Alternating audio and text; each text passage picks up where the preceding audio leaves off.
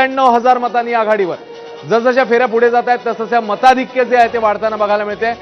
पंतप्रधान मोदी 97,000 मतांनी आघाडीवर आहेत. सुप्रिया सुळेंची लीड वाढत चाललेली आहे. सुनेत्रा पवार पिछाडीवरती आहेत.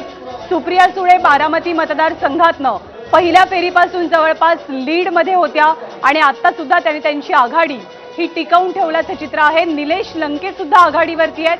तर प्रणिती शिंदे आणि राम सातपुते यांच्यामध्ये आपल्याला काटेकी टक्कर सध्या पाहायला मिळते. राम सातपुते मगाशी पुढे गेले होते, आघाडीवर होते, मात्र आता प्रणिती शिंदे पुढे गेल्या. 1300 मतांचीच आघाडी आहे.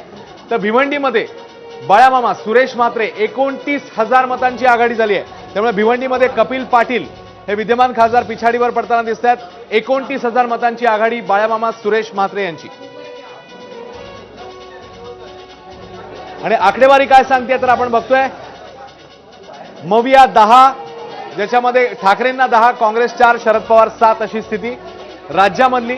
तर महायुतीची स्थिती 24, मविया 23 अशी स्थिती सध्या बघायला मिळते. 24-23-1 असं सध्याचं चित्र. तर महायुती 17 जागांवरती आपली आघाडी टिकवून आहे. तर महाविकास आघाडीची लीड ही युतीपेक्षा मोठी आहे. भाजप 2 जागांची आघाडी, शिंदे गट 1 जागेची आघाडी, मुंबईमधली ही आघाडी आहे.